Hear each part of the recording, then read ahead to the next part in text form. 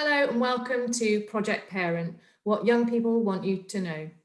This is a project that Lisa has been working on at Newport Mind, and so I'll let her tell you a little bit more about it before we share with you our findings about what young people want you to know. The aim of Project Parent was to create a resource to help parents and caregivers better understand how to help young people open up about their feelings. In order to help us create this resource, we gave young people the chance to express their own views and opinions via a survey. We have then turned their answers into this video for you to help you better understand what they want from their point of view. Actions that create barriers to communication. From our research, we found that there were 4 prevalent actions that young people said created barriers to communication. As you can see on the screen there, these were assumptions, judgment, dismissal, and comparisons. With assumptions, young people have expressed that when assumptions are made in regards to how they're feeling and what they're experiencing, they feel less comfortable opening up to others. The second barrier mentioned was judgment. Around a third of young people express concerns over feeling judged when opening up about how they are feeling. Many commented on not wanting to be laughed at or viewed as weak. With dismissal, many young people have expressed fears over their feelings being dismissed when opening up to an adult, especially with phrases such as "it's just a phase" or "you'll be fine." This may lead to young people feeling shut down and stop them from trying to talk to others about how they are feeling in the future. And finally, comparisons. Comparing one person's experiences and feelings to another can at times make young people feel like their own experiences aren't valid or important enough. Young people say that this may stop them opening up. You can see that overall barriers such as these can cause young people to feel cautious and worried about opening up about their feelings. Therefore, it is important to try and always display openness and willingness to try to understand what your young person is feeling or going through. Phrases young people have said create a barrier. Young people have told us that there are particular phrases that can create a barrier which can stop them feeling able to talk about their feelings. As you can see on the screen here, these are: "You're overreacting," "It's just a phase," "Why are you like this?" and "It's nothing to worry about." Young people express that phrases such as these can be dismissive and make them feel as though their experiences are not valid and that the way they are feeling is not important. This is why it is always important to be mindful of your responses to young people after they have had the courage to open up to you. When young people were commenting on what they wanted when it came to opening up about their feelings, there was a resounding comment from nearly half of the recipients who expressed that they simply want someone to listen to them. This shows that sometimes the simplest things, such as listening, are what young people find important and encouraging. Other comments included wanting to know that they are not alone in what they are feeling, alongside wanting others to be open-minded and sensitive when starting a conversation. It is really important to take notes of these wants as they have come directly from young people themselves. The following phrases are direct quotes from young people who shared what they would like to hear from adults when they are opening up about their feelings. "You are not alone in what you're going through." This reduces your young person's feelings of isolation. Experiencing mental health problems can be isolating, and that can stop people from reaching out for help. Knowing that they are not the only one can reduce worry and loneliness for your young person. There are people who love and care about you. It is important to remind your young person of the friends and family that love them, and to be specific about who they can reach out to when they need support. It's okay to have the thoughts and feelings that you do.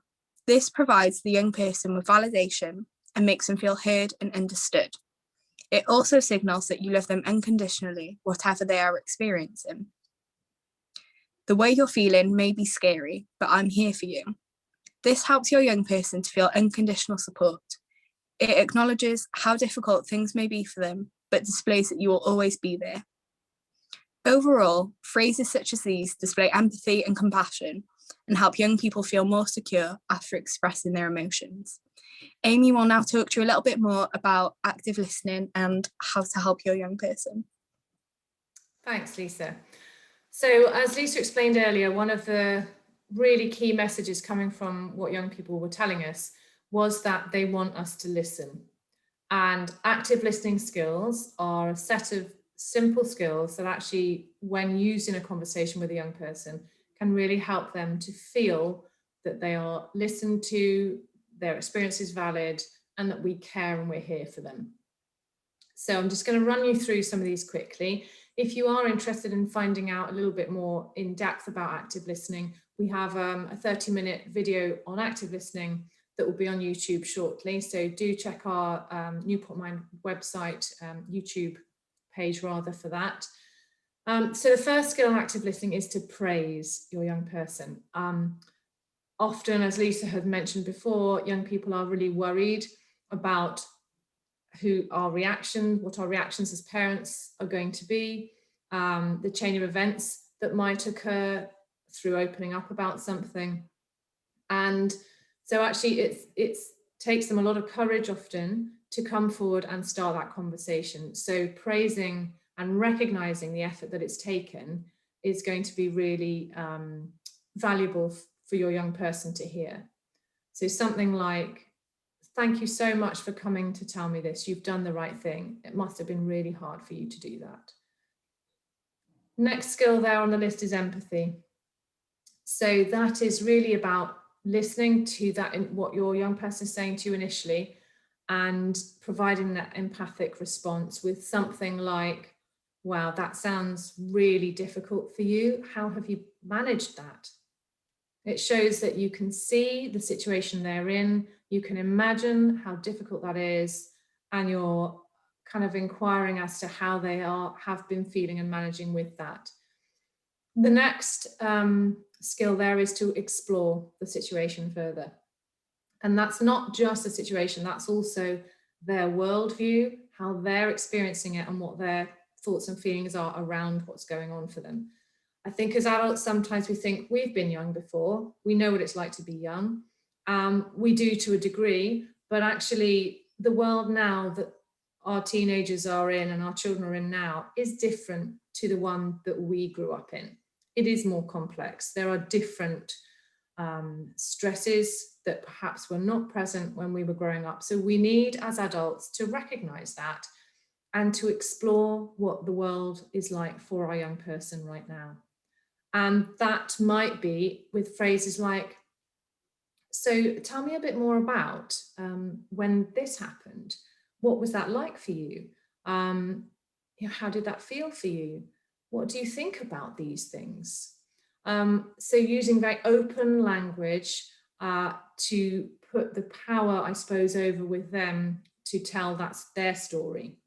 We would definitely avoid using a word such as "why," because as mentioned previously by Lisa, that carries quite a judgmental connotation. Why did you do that? It automatically assumes that we're thinking they did the wrong thing. So try to avoid that and try to just use that open language to explore with them. Reflecting is the last skill there. And that's really about reflecting your understanding of what they have said. And you're doing that, one, to check that you've got it right, and two, to show that you have been listening to them. It's really useful actually, because if we say something to them like, "Okay, so you feel really upset because this happened," and it gives them a chance either to say yes and then tell us a bit more, expand on what they've been thinking and feeling, or to say, "Well, not quite, it's more like this."